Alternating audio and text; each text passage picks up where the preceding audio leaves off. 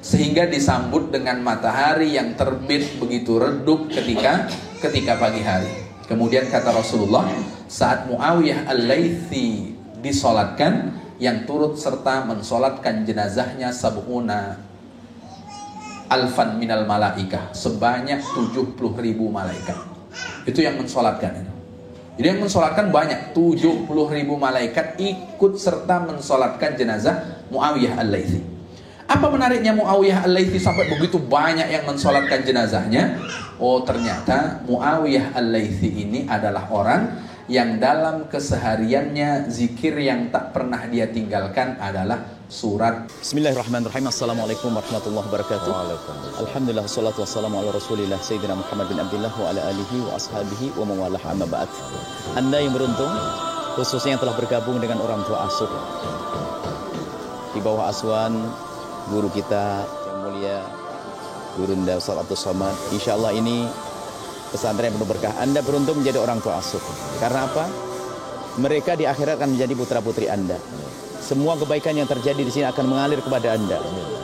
Khususnya Anda yang tidak punya anak, jangan sampai di akhirat tidak punya anak. Jadikan mereka anak-anak Anda. Hantarkan sampai sukses. Dan bagi yang punya anak, niatkan dengan merawat mereka, Allah akan menjaga anak-anak Anda. Ini peluang besar. Solat mereka, hafalan Al-Quran yang mereka hafal, semua akan mengalir kepada siapa yang ikut andil di dalam memperjuangkan mereka. Semoga Anda dipilih Allah. Jangan ragu, jangan mau ketinggalan.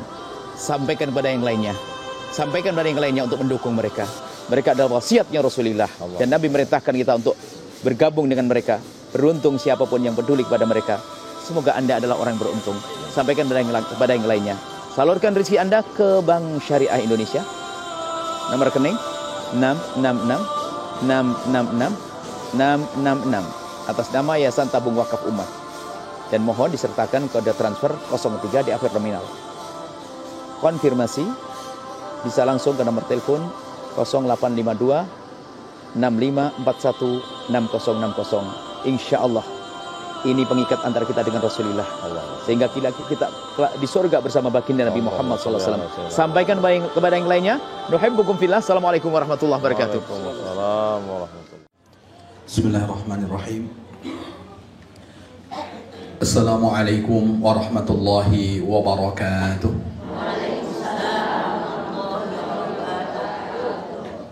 Alhamdulillahillazi wa kafa, wassalatu wassalamu ala rasulillahil mustafa wa ala alihi wa ashabihi wa man tabi'al huda. Subhanaka la ilma lana illa ma 'allamtana innaka antal alimul hakim.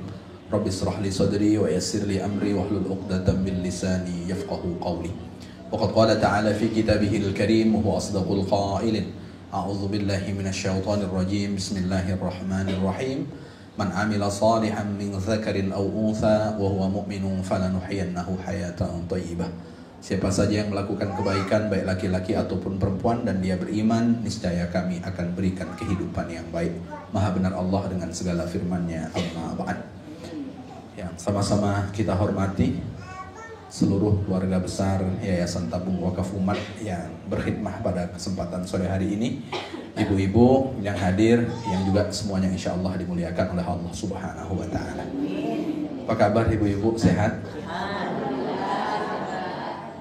Bersyukur kita kepada Allah dengan mengucapkan kalimat Alhamdulillahi Rabbil Alamin. Kullu amrin zibalin la yubtada'u fihi bilhamdillah fahuwa aqta. Segala sesuatu yang baik, kalau kita mengawalinya dengan tidak memuji Allah, maka sesuatu itu terputus. Dan makna terputus ay qalilul barakah, sedikit berkahnya. Semoga dengan senantiasa kita memuji Allah, mengucapkan tahmid, Allah berikan berkah dalam kehidupan kita. Amin ya rabbal alamin. Berkah usia bukan hanya sekedar angka-angka usia yang bertambah, tapi dengan bertambahnya usia tambah pula kebaikannya. Berkah harta bukan hanya sekedar jumlahnya yang bertambah, tapi bertambahnya harta tidak membuat lalai kepada Allah Subhanahu wa Ta'ala. Dan yang tak kalah penting adalah berkah keturunan. Berkah keturunan saat kita nanti sudah menghadap Allah Subhanahu wa Ta'ala, kita meninggalkan anak yang solih dan solihah. Dan semoga Allah hadirkan keberkahan ke semua itu dalam kehidupan kita. Amin ya rabbal alamin. Bersalawat kita kepada baginda Rasul dengan mengucapkan kalimat Allahumma salli ala sayyidina Muhammad wa ala ali sayyidina Muhammad. Assalamu alayka ya Rasulullah. Saya berharap semoga kelak kita dijumpakan oleh Allah dengan Rasulullah, berkumpul dengan beliau di dalam surga Allah Subhanahu wa taala. Amin ya rabbal alamin. Salah satu sahabat Rasulullah namanya Rabi'ah bin Ka'ab al-Aslami. Rabi'ah ini bercerita, abitu ma'a Rasulillah sallallahu alaihi wasallam. Suatu ketika aku bermalam membersamai Rasulullah sallallahu alaihi wasallam. Sengaja aku bangun terlebih dahulu sebelum Rasulullah bangun di tengah malamnya. Kenapa Rabi'ah bangun terlebih dahulu? Untuk mengambilkan air, yang air itu digunakan untuk berwudu Rasulullah sallallahu alaihi wasallam. Dahulu kan ketika orang berwudu belum seperti sekarang tinggal mutar keran lalu kemudian bisa berwudu. Ibu-ibu masih ingat ketika masih nimba dari dalam sumur lalu kemudian dimasukkan ke ceret atau ke apa lalu kemudian digunakan untuk berwudu. Saat air sudah diambilkan, Rasulullah berterima kasih kepada Rabi'ah. Kalimat terima kasihnya sal, wahai Rabi'ah, mintalah apa yang engkau inginkan dariku. Makanya sekecil apapun orang memberikan pertolongan kepada kita, biasakan untuk mengucapkan terima kasih, biasa untuk kemudian mendoakannya. Maka Rasulullah ketika itu mengatakan, mintalah apa yang kau mau dariku. Ketika Rabi'ah mendapatkan kesempatan meminta, apa kata Rabi'ah? As'aluka murafaqataka fil jannah. Rasul, aku hanya minta satu kepadamu, aku ingin menjadi orang yang kelak bersama denganmu di dalam surga Allah Subhanahu wa ta'ala.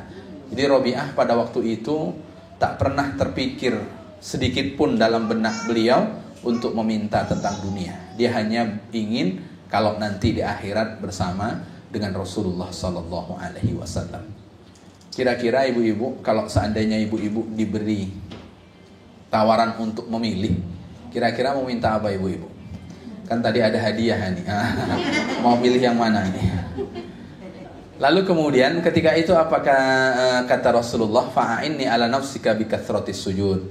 Kalau engkau ingin satu atap denganku di dalam surga Allah, maka bantulah aku untuk mewujudkan keinginanmu dengan cara memperbanyak sujud. Maka orang yang paling dekat dengan Rasulullah sallallahu alaihi wasallam kelak adalah orang yang paling banyak sujudnya. Makna banyak sujudnya apa? Sholatnya bukan hanya sekedar sholat wajib, tapi juga melaksanakan sholat sunnah.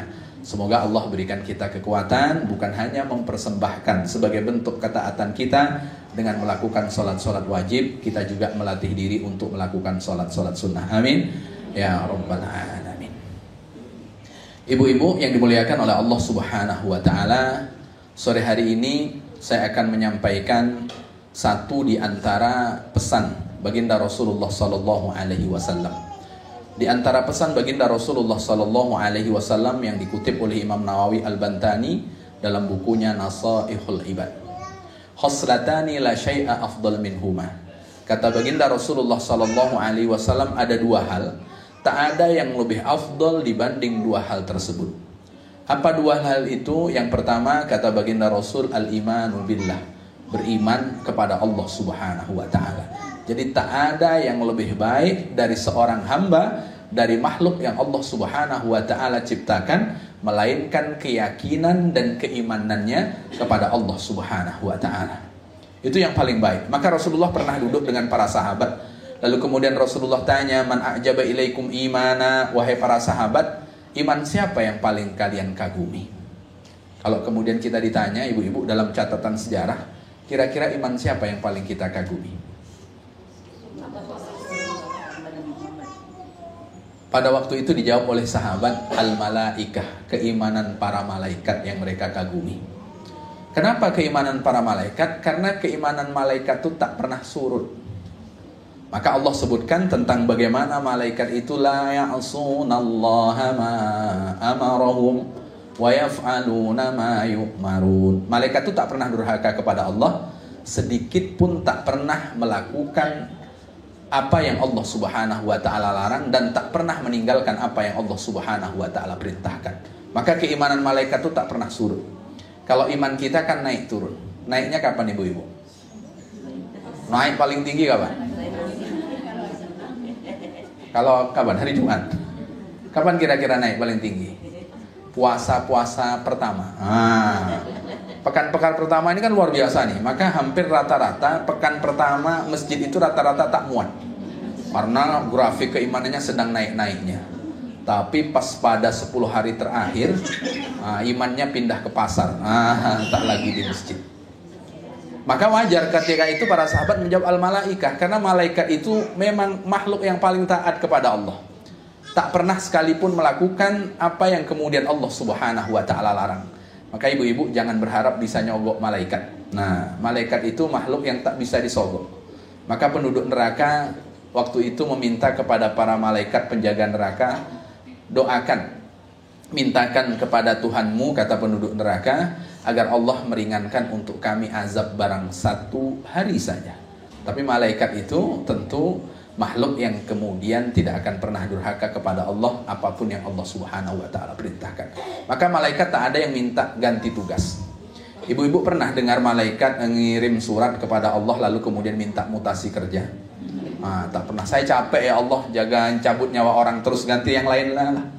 Kata malaikat penjaga neraka, saya gantilah yang jaga surga ya Allah, jangan jaga neraka terus. Tak ada. Jadi apapun yang Allah perintahkan, maka itulah yang akan dilakukan. Maka jangan berharap kita bisa menyogok malaikat pencabut nyawa biar umur saya panjang Pak Ustaz. Tak bisa. Itu malaikat. Maka itu jawaban para sahabat. Lalu kemudian kata Rasulullah, wa kaifa la yu'minuna wa hum inda rabbihim. Kalau grafik keimanan malaikat itu tidak pernah turun, jangan kalian heran karena mereka adalah makhluk yang dekat dengan Allah Subhanahu wa taala. Kalau malaikat dekat dengan Allah, tak mungkin grafiknya turun karena namanya dekat. Maka tak turun. Lalu kemudian setelah itu apa kata malaikat al-anbiya? Kalau bukan keimanan para malaikat, berarti keimanan para nabi. Keimanan para nabi itu grafiknya kan tambah. Lalu apa jawaban Rasulullah? Wa kaifa la yu'minuna wal wahyu yanzilu alaihim. Kalau para nabi imannya selalu bertambah karena mereka dibimbing oleh wahyu. Maka wahyu Al-Quran yang 30 juz itu Allah turunkan kepada Nabi Muhammad SAW sepanjang waktu 23 tahun. Jadi 30 juz itu 23 tahun.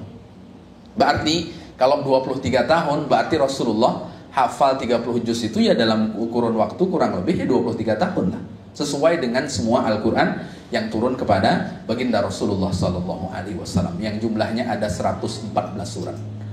114 surat, kira-kira ada berapa surat yang di dalam dada kita ibu-ibu? 114, ada berapa? Sebentar Pak Ustaz, banyak juga nampaknya. Yang pendek-pendek.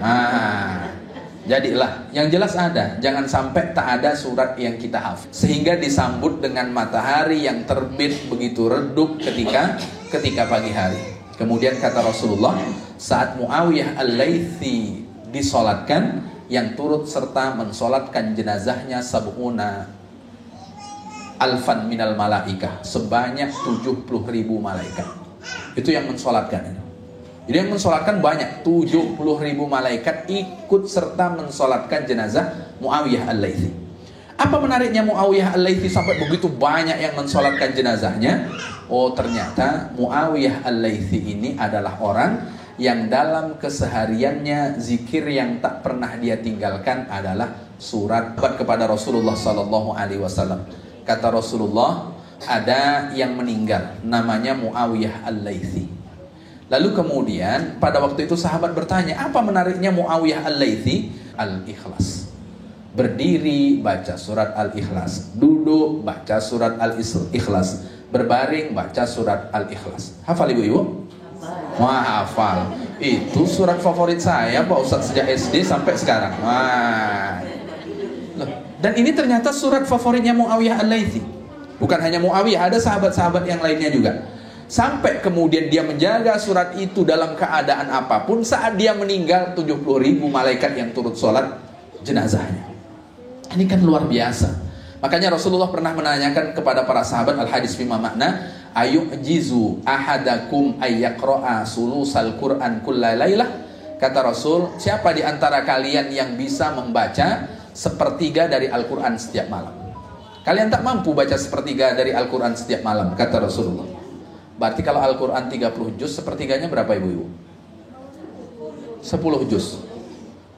Sahabat pada waktu itu menjawab, tak ada kami yang mampu Rasul kalau setiap malam harus baca 10 juz. Ibu-ibu sanggup? 10 juz sanggup setiap malam? Jangankan setiap malam Pak Ustaz, sejak Syawal sampai sekarang 10 juz belum sampai-sampai. Nah, waktu Ramadan ya hatam kami Pak Ustaz. Tapi sejak Syawal dah sampai Rabiul Tsani ini, Rabiul Awal, belum juga sampai 10 juz. Maka ketika itu sahabat mengatakan, tak sanggup kami Rasul kalau harus membaca sepertiga Al-Quran setiap malam. Kata Rasulullah, bacalah surat Al-Ikhlas, Qul huwallahu ahad, 1 kali sampai selesai, itu nilainya sama dengan sepertiga Al-Quran. Nah, maka kita yang punya kesibukan dan tak bisa membaca 10 juz setiap malamnya, minimal jangan lupakan 1 kali baca surat Al-Ikhlas setiap malam. Kalau baca 3 kali Pak Ustaz, sama dengan menghatamkan Quran. Kalau baca 6 kali, sama dengan 2 kali khatam Quran. Nah, itu kan, itu diantara yang Rasulullah SAW sebutkan. Maka keimanan para nabi ini selalu bertambah. Lalu kemudian karena nabi ini imannya bertambah, mereka dibimbing wahyu. Saat itu sahabat diam, mencari lagi siapa kira-kira. Fanahnu ya Rasulullah, tak ada Rasul, tinggal kita lagi Rasul. Lalu kemudian kata Rasulullah, wa kaifa la tu'minuna wa ana baina azharikum. Kalau kalian beriman dan keimanan kalian itu baik, karena aku ada di hadapan kalian. Aku yang langsung menyampaikan kepada kalian tanpa perantara. Akhirnya sahabat diam. Saat sahabat diam, kata Rasulullah, keimanan yang perlu kalian kagumi, qaumun yaji'una min ba'dikum wa yaji'una suhufan wa yu'minuna bima fiha. Orang yang datang setelah kalian, mereka tak pernah berjumpa denganku. Mereka tak pernah menatap aku, kata Rasulullah. Mereka hanya menemukan peninggalanku. Apa yang Rasulullah wariskan untuk kita ibu-ibu? Al-Quran dan hadis. Dia hanya diwariskan Al-Quran, tapi mereka percaya dan iman dengan apa yang aku wariskan. Maka ketika itu dulu pernah disebutkan oleh Rasulullah di hadapan para sahabat, bagaimana kita menjaga grafik keimanan kita sehingga kelak pantas kita berjumpa dengan baginda Rasulullah Sallallahu Alaihi Wasallam. Maka kalau kita tengok di dalam Al-Quran, semua amal baik rata-rata selalu disertai dengan kalimat iman. Ya ayyuhalladzina amanu kutiba alaikumusiyam. Jadi sebelum puasa apa dulu? Iman dulu. Segudang kebaikan yang dilakukan oleh orang, kalau tak disertai dengan iman, tak akan ada catatannya di sisi Allah. Maka yang membuat punya nilai di sisi Allah Subhanahu wa ta'ala, kenapa? Karena iman kepada Allah Subhanahu wa ta'ala. Itu yang pertama. Yang kedua dan yang terakhir. Ini pula kan. Yang kedua dan yang terakhir, bagaimana Bapak Ibu, ibu-ibu yang dimuliakan oleh Allah Subhanahu wa ta'ala, tersebut bapak pula. Tapi ada satu lah, calon bapak. Ini belum menikah ibu-ibu. Ibu-ibu yang dimuliakan oleh Allah Subhanahu wa ta'ala. Yang kedua apa? Amal yang paling baik di sisi Allah Subhanahu wa ta'ala setelah beriman kepada Allah, wan naf'u bil muslimin. Bermanfaat bagi sesama. Bermanfaat bagi sesama. Kalau hanya sekedar usia panjang, kita tak sebanding dengan umat-umat sebelumnya. Umur umat Nabi Muhammad itu a'maru ummati ma baina sittin wa sab'in. Mayoritas umur umatku itu 60 sampai 70. Jadi kalau umat Rasulullah itu 60 ya sampai 69-an lah. Kalau 70 sampai 79-an. Mohon maaf ibu-ibu yang hadir, ada yang 80? Ada? Berarti memang umur umat Nabi Muhammad itu paling banyak. Kalau ada yang 80 itu 1-2, tak banyak. Ya, rata-rata 60-70. Mak Pak Ustaz dah dekat saya nampaknya ini dah 60 nih. Tahu rambu-rambu itu jauh lebih baik dibanding tak tahu rambu-rambu. Ibu-ibu pakai sepeda motor lalu kemudian tak ada rambu-rambunya, saat kemudian kita naik dengan kecepatan kencang, lalu kemudian di depan alih-alih ada belokan patah tanpa ada rambu-rambu. Kira-kira laju ke depan atau bisa belok nih ibu-ibu? Laju ke depan masuk jurang kalau kemudian tak ada rambu-rambu. Maka begitu juga, kenapa Allah berikan rambu-rambu usia melalui baginda Rasulullah? Supaya kita tak masuk jurang neraka, karena diingatkan tentang usia. Tentang usia. Makanya ketika Allah Subhanahu wa ta'ala berikan usia, bagaimana kita bermanfaat bagi sesama. Maka kata Imam Nawawi, cara orang itu bermanfaat bagi sesama ada beberapa hal. Yang pertama dengan apa? Orang bermanfaat bagi sesama itu biljah, dengan kekuasaan. Dengan kekuasaan. Jadi kalau Allah berikan kita amanah berkuasa, maka bermanfaatlah dengan kuasa yang Allah Subhanahu wa taala amanahkan. Jadi dengan kuasa itu bagaimana bermanfaat bagi orang lain dengan kekuasaan yang dia punya, bukan dengan Allah berikan kuasa memanfaatkan orang lain, tapi bermanfaat bagi orang lain. Ibu-ibu ada yang Pak Camat hadir ini? Yang Ibu Camat? Oh, tak ada. Camat, oh calon mati ya semuanya lah, termasuk saya. Oh, lupa sampai.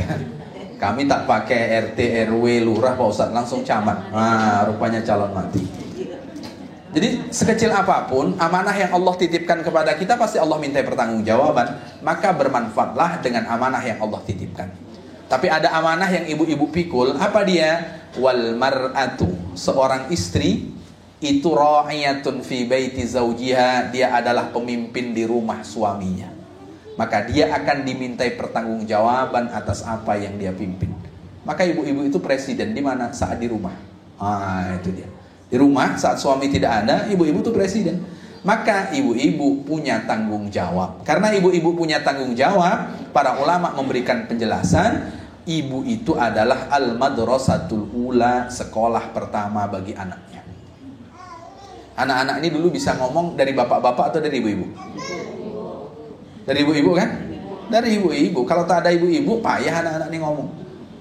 Dan begitu lapang dadanya ibu-ibu mengajarkan kepada anaknya untuk memanggil nama ayahnya. Ayah. Dia tak panggil ibu-ibu ayah, ayah. Jadi kalau ibu-ibu egois, tak usah sebut nama ayah. Pokoknya ibu gitu kan. Tapi begitu, karena ibu ini adalah sekolah pertama bagi anaknya. Maka karena sekolah pertama bagi anaknya, orang yang lebih berhak untuk berbuat baik dengan orang tersebut, Rasulullah menyebut adalah ibu. Sampai berapa kali? Sampai 3 kali. Ibu-ibu ini luar biasa doanya. Karena ibu-ibu doanya luar biasa, maka doakan yang baik untuk anak-anak. Meskipun sedang marah. Marah kira-kira doanya elok atau tidak elok ibu-ibu? Elok, alhamdulillah. Jadi kalau sedang marah doa kita masih tetap elok, ini alhamdulillah. Nah, kalau bisa gitu, sedang marah, dasar anak besok besar jadi solih. Nah, itu jalannya marah. Bisa, Bu? Nah, jangan pula, dasar anak syaitan. Nah, kira-kira maknya siapa dengan bapaknya ini? Berarti secara tidak langsung kita marah itu kita ngejek diri kita sendiri. Maka kalau marah itu rubah dengan kalimat yang baik. Barangkali ada malaikat lewat, lalu kata malaikat amin. Nah, kan? Nah, maka doakan baik. Kalau kita baca sejarah singkat Imam Sudais, itu dulu waktu ibunya marah didoakan baik. Karena kau besar nanti jadi imam Masjidil Haram. Allah kabulkan. Nah, maka ibu-ibu kalau marah doa yang baik, Bu, ya. Nah, kalau tak marah Pak Ustaz, dia tetap doa yang baik. Nah, itu dia. Doakan kami di Yayasan Tabung Wakaf Umat. Allah Subhanahu wa taala berikan keberkahan, Allah berikan kemampuan, para donatur Allah Subhanahu wa taala berikan kemudahan. Maka pertama dengan kuasa. Kemudian yang kedua dengan apa? Oh, saya tak terpilih waktu nyalon ketua RT, Pak Ustaz. Maka saya tak bisa memberi manfaat banyak orang dengan tanda tangan saya. Bagaimana caranya yang kedua? Yang kedua, bermanfaat dengan sesama. Kalau kita tidak bisa memberinya dengan kekuasaan, dengan apa? Bilmal, dengan harta. Dengan harta. Harta kan kita bisa bermanfaat bagi orang. Harta itu bukan seberapa banyak yang kita mampu berikan kepada orang, tapi seberapa bisa kita mampu berbagi dengan orang. Walau bisyikki tamratin, Rasulullah menyebutnya itu meskipun dengan separuh dari 1 butir kurma. Ibu-ibu tahu kurma? Wah, separuh dengan 1 butir kurma itu. Maka dulu ada nenek-nenek sudah lama berpisah dengan anaknya tak balik-balik, mengalahkan Bang Toyib. Kalau Bang Toyib itu 3 kali lebaran tak pulang-pulang. Nah, ini kan. Ini lebih lama dibanding kemudian Bang Toib tak balik-balik. Ibunya sudah lama meminta kepada Allah, anaknya tak balik-balik juga. Dulu belum ada telepon ini, ibu-ibu. Belum ada telepon. Lalu bagaimana mau cari anaknya itu? Dulu surat yang paling cepat itu pakai apa, ibu-ibu? Pakai pos. Lalu kemudian apa yang lebih cepat lagi ada dulu? Di pos telegram. Nah, itu yang paling cepat itu dulu. Dulu paling cepat itu. Nah, kalau sekarang tinggal pencet aja, langsung kemudian tersambung. Dulu paling telegram itu pun sudah begitu ada prosesnya, tapi itu yang paling cepat. Maka ibu-ibu ini karena hidup sendiri, lalu kemudian tak punya alat komunikasi, dia hanya mampu berdoa kepada Allah Subhanahu wa taala. Saat itu dia akan melewati satu malamnya hanya dengan punya 1 potong roti. Lalu kemudian satu potong roti itu dia akan makan sore hari di depan rumahnya untuk bekal melewati malamnya. Saat roti akan dimasukkan ke mulut, lewat orang yang minta-minta. Kalau kita ibu-ibu, kita apakan nih? Oh, saya sorokkan Pak Ustaz. Nah, tak ada lagi di belakang, tinggal satu nih. Nah, itu kan. Tak ada lagi nih. Akhirnya dia potong jadi dua. Separuh untuknya, separuh untuk orang yang meminta-minta. Bersamaan dia memotong roti, dia berikan orang yang meminta. Bersamaan dengan itu anaknya pulang. Nah, coba bayangkan. Dasarnya apa? Dasarnya sedekah. Berapa yang dia sedekahkan? Separuh dari satu potong roti. Dalam perjalanan pulangnya, anaknya jumpa dengan binatang buas, harimau. Ibu-ibu tahu harimau? Nah, pernah jumpa? Pernah Pak Ustaz di kebun binatang? Jadi jumpa dengan hewan buas. Lalu kemudian Allah juga selamatkan gara-gara roti yang disedekahkan dimakan oleh orang yang meminta. Jadi kalau kita sekarang Allah berikan kemudahan, Allah jauhkan dari mara bahaya, bisa jadi karena kebaikan orang tua kita melalui sedekahnya.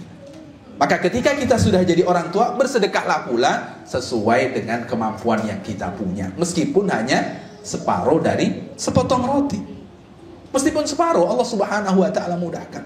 Maka bermanfaatlah. Kalau kita tidak punya kuasa, maka bermanfaatlah dengan harta yang Allah Subhanahu wa ta'ala titipkan kepada kita. Lalu kemudian harta pas-pasan Pak Ustadz, sedekah pun kadang-kadang.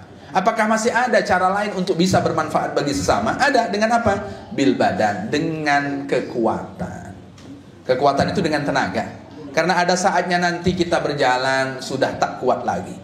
Berjalan harus kemudian dipapah. Berjalan harus menggunakan tongkat. Ibu-ibu pakai tongkat atau masih lurus? Lurus Pak Ustadz. Kalau lapar aja agak bengkok-bengkok sedikit. Nah, itu kan. Jadi kalau kita masih Allah Subhanahu wa ta'ala berikan tenaga, ya sebisa mungkin lah kita bantu orang dengan tenaga yang Allah Subhanahu wa ta'ala masih berikan. Kalau ada gotong royong, ya turut-turut serta. Dengan apa? Dengan tenaga. Kalau ada orang gotong royong supaya tenaga kita bermanfaat, di rumah ngerebus air. Nah, itu kan. Ngerebus air lalu kemudian nanti kita kirimkan untuk orang yang sedang gotong royong. Dengan apa? Dengan tenaga yang kemudian kita masih punya. Nanti ada saatnya kita sudah tidak kuat lagi. Ada saatnya kita nanti ketika berjalan dipapah, tapi ketika hidup kita bisa bermanfaat bagi sesama meskipun hanya dengan sisa tenaga yang masih Allah Subhanahu wa ta'ala berikan kepada kita. Bermanfaat dengan orang lain melalui tenaga yang masih Allah Subhanahu wa ta'ala berikan kepada kita. Bermanfaat bagi orang lain melalui apa? Melalui harta yang Allah Subhanahu wa ta'ala amanahkan kepada kita. Bermanfaat bagi orang lain dengan apa? Dengan jabatan, dengan kekuasaan yang Allah Subhanahu wa ta'ala berikan kepada kita. Minimal bermanfaatlah bagi orang lain melalui doa-doa yang kita mintakan kepada Allah Subhanahu wa ta'ala. Ibu-ibu kalau berdoa ada orang lainnya itu ibu-ibu sendiri? Ada orang lainnya, alhamdulillah, berarti tak egois. Kadang orang doa ini egois ibu-ibu. Ingat ibu-ibu waktu belum menikah dulu. Kalau tak ingat pejam mata biar ingat kan. Waktu itu berdoa, ya Allah, kalau dia jodoh saya, ya Allah dekatkan ya Allah. Kalau bukan ya Allah dekatkan juga ya Allah. Dipaksanya Allah dalam doanya. Dulu, tapi setelah nikah tak pernah lagi berdoa gitu kan. Nah, kadang orang ini ketika berdoa egois. Maka orang yang baik itu ketika berdoa dia bukan hanya untuknya tapi juga kemudian untuk orang lain. Ada minal muslimina wal muslimat wal mu'minina wal mu'minat al ahya'i minhum wal amwat. Tanda dia tidak ego, bukan hanya yang hidup saja didoakan, yang sudah meninggal pun didoakan. Berharap nanti kita juga akan didoakan oleh orang lain. Amin ya rabbal alamin. Demikian ibu-ibu yang bisa saya sampaikan pada kesempatan sore hari ini. Nampaknya ibu-ibu sudah melirik madu yang ada di atas meja. Ibu-ibu mau madu? Mau di madu atau mau madu? Oh my. Kalau ini madu ibu-ibu. Kalau ini ibu-ibu bawa balik aman nih. Suami ibu bawa balik aman kan? Aman. Ada yang tak aman. Tapi saya tak sebutkan lain tak aman. Baik, barangkali demikian tutur kata yang kurang berkenan saya mohon maaf. Ihdinas siratal mustaqim. Wassalamualaikum warahmatullahi wabarakatuh.